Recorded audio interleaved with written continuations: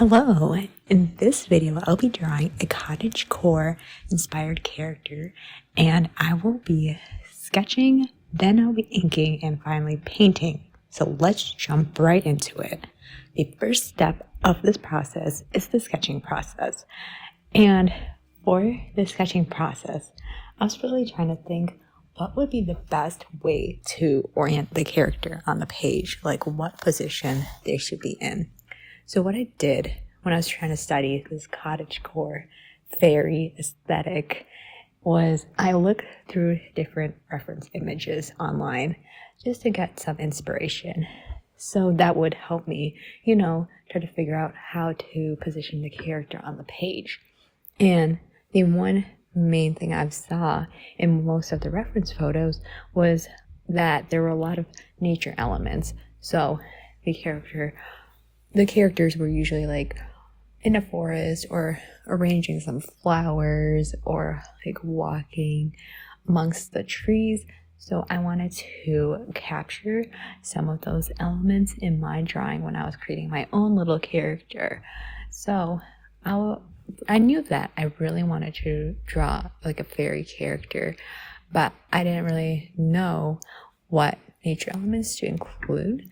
So I just decided maybe I should have, because I wanted to draw a fairy, to maybe have this character kind of flying, kind of floating in the air. And because of that, then I was like, okay, this character should probably be standing like in a standing position. And then because they're flying, maybe you won't really see any of the forest in the background, or maybe they would be in the clouds. So I wasn't really sure about that at that point. But I did know that I wanted this character to be holding like a basket of maybe like flowers or some kind of leaves or like a bush, some kind of basket. I don't know. The basket is actually a really funny story of like what happened to that basket. Like literally, initially, when I was drawing that basket, I wanted it to be having a lot of flowers and stuff, but then somewhere along the way, I forget to draw in the flowers. And it was not until later when I was painting the drawing, I'm like, hey, where are the flowers? Like I wanted flowers. It's so funny. But yeah, I think that's later in the video. But I thought I would talk about that because, oh my goodness, sometimes when I'm in the zone, I forget to add those things. But anyway, then here for the necklace, I wanted to draw a lot of different necklaces. I was thinking like about crystals and stuff like that. So, and I also wanted it to be like layered necklace and to add a little crystals, diamonds, pearls, just different kinds of stones. But then what happened was that all of these necklaces required a lot of line work, and that was kind of overpowering. I mean, it was like kind of going over that lace work that I drew. So that to me was like a detail overload. So I kind of backed up a little bit, took a couple steps back, and I'm like, let me try to put the necklaces up a little higher, closer to the neck, so that the lace work at least would be more visible. Then for the hair and the face, the reason I wanted to draw the hair up is that a lot of the reference photos that I saw was that there was like a bandana, or not a bandana, not a bana either. I'm trying to think of the right word, like kind of like a scarf that's wrapped around the head. So I thought having it like an updo would be better for that. And also I wanted to like add a headband with different flowers. So I don't know. I thought just an updo would be better suited for that. And then, I already drew the wings. So for the wings, I was like, I don't know how many lines I should draw, like what details I should draw. When I was drawing them, I was designing it based on like the monarch butterfly. But then I'm like, the dress already has a lot of seams, a lot of different lines going here and there. So if I were to add more line work to the wings, would that be overpowering? I don't know. So I think I ended up just keeping it very simple. And yeah, just adding like two little blobs and leaving it like that. But yeah, and then Oh, yeah, here's the basket that I was talking about. As you can see, I literally just dropped leaves and it just looks like there's a bush in the basket. This basket was really was a struggle and kind of a disaster. You guys will see later on. But I think the rest of the drawing really was good. But just this basket, for whatever reason, I have difficulties drawing baskets. But yeah. And then, do I start inking it? I think I later start inking it at some point. Oh, yeah, here I start inking the drawing. And then for this face, it's pretty identical or similar to the other faces I've drawn on my channel.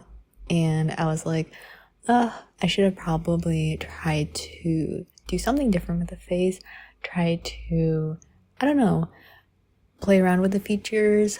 Maybe make the nose a little larger, the lips a little larger, smaller, just to try to make this character have its own unique face. A lot of the times, if I'm just in the zone or I'm just focusing on something else on the drawing, I kind of just go to my defaults, and this face right here that I'm drawing is the default face for me. So I really want to, next time, probably rather than focusing on the clothing of the character, maybe focus on the face. Add a facial expression, change it up, do something different. I feel like with the drawings, like there's like one portion that where you kind of experiment with, but then the rest of it just kind of keep it the same. At least that's what I do, so that I don't get overwhelmed. Because if I try to do something new for every part of the drawing, then I'm just like, oh man, I just want to give up. So I like to keep my challenges a little bit small, on the smaller side. So for this one, for me, the challenge was getting the dress right and making sure that I kind of follow the cottagecore aesthetic. But yeah, so I inked the necklace. Now I don't remember in the initial sketch if this necklace had 2 layers to it or 1 layer, or if I just added that when I was inking. Sometimes I'm kind of ambitious, or not ambitious. Oh my goodness, I can't speak.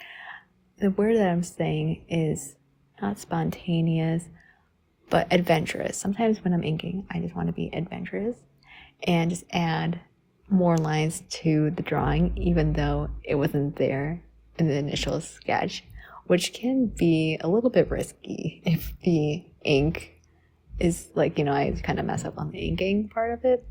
Because there's no going back. There's no eraser for this fine liner. So, yeah. And then here I'm just outlining the basket and making sure that all the weaves of that basket is drawn with ink, and then the bush as well. Yeah.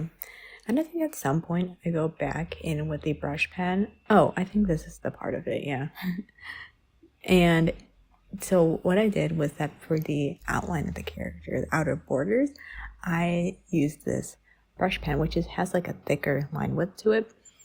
And I just outlined the character so that the character stands out from the background of the page. And then the other lines of the dress kind of go more into the background because they're like smaller, thinner lines, so that, your eyes can know what to focus on. I don't know if that made any sense at all, but that's just my thought process when I'm doing these things. And then I think with the dress, I kind of thickened up some of the lines. So like, for example, at the waist, like close to the top of that waist area, I thickened those lines up just to like mimic some shadows, because the clothes, as they're folding in over each other, they'll kind of create a shadow there. And then also towards the end of the dress. Yeah. Oh, and then I'm painting here. I finally got to the acrylic paints. I love acrylic paints. I can talk about them all day and every day. But for this drawing in particular, I chose to keep the colors very minimal. And when I say that, literally just 2 colors. Well, actually it's 3 if you're counting the white color, like titanium white. But yeah, literally it's just brown and then this hunter green color. I think it's called hunter green. I don't remember. But yeah, those were the two. Oh, and then I also think I included red a little bit for like the skin tone. So I'm lying. I'm actually used 4 colors, which I guess is a lot. But the main colors were green and like this brown color. So I painted all that. And because I was using less colors, I was able to not waste that much paint. I feel like whenever I'm like painting any of these characters, at least all the ones I've done on my channel, like, oh my goodness, I literally, the paint that is left over is just way too much and I don't know what to do with it. So like, I really want to improve on my paint management.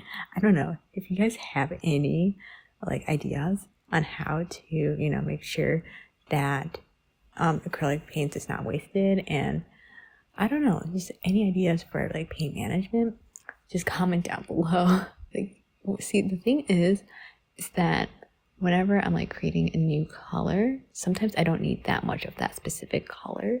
And so then what happens is that so much of it is left over and I don't know what to do with it. And to get to that color, I needed to add like so many different shades and tones so that in the end, like that entire paint becomes just too much, more than I needed. And I'm like, well, I really only need a tiny bit of it, but here I am. But yeah, I don't know where I was going with that. Anyways, so then I painted this entire dress in this light green color to just try to, because I was thinking about like leaves and stuff like that and the green foliage, so that's what I went with. And this dress had so many details. It was really difficult to like try to stay within the lines. The good thing about this brush is that it is really tiny brush, so I could get really nice details, but you'll see, like literally the paint goes over the lines. And then I painted the entire dress. Then here I changed up the color so that it's a little bit darker. I added a little bit more brown to that green so that it came out as the shade. I don't know if on camera you guys can really see the difference or that there's that much contrast, but I promise you in real life there is like more contrast. So then I drew like I painted the sleeves this color, and then I also like the other details on the dress. I used the same color, I believe. I think so. Yes, that's what I did. Sometimes I just don't remember what I did, and that's why it's helpful to have this video in front of me so I can watch as I draw and paint. But oh, and this is where I was like painting the basket. I think this is where I paint. Yeah, it is. So I painted one square of it, right? And it was like this dark brown color, and I didn't like that. And I'm like, okay, let me just like color in the other stuff with color pencil, but I didn't like that either. So then I went back with this marker, this Crayola super tip marker, and just painted the rest of the squares like this dark brown color. Yeah, this was not what I intended the basket to be. I wanted it to be like a nice light tan color, like a light brown color, but this is what I ended up with. So yeah, I just was gonna live with it. Like initially I wanted flowers and then I end up with this. But anyways, then for the shoes, again, I was trying to look for that tan color. I didn't find it, so I just colored over it with a dark brown color and called it a day. I was like, that's fine. Then I think for the rest of the drawing, I took out my color pencils again because there was like a lot of parts of the drawing that was still left uncolored. So I just went in with the color pencil and just filled in the other parts of it and added browns, greens, just played around with it. I think with the necklace, I just left it as is, like that pendant part, because I like how the white kind of stood out from the rest of the drawing. But the entire lace and all was colored in with colored pencils. And then some part of the dress on the right side, I actually forgot to paint in. I don't know how I managed to do that, but yeah, I just literally kind of quickly went in with like my colored pencils and colored that in. But yeah, I think that's close to the finished part. I mean, wow, I can't speak. This is the finished illustration. Thank you all so much for watching.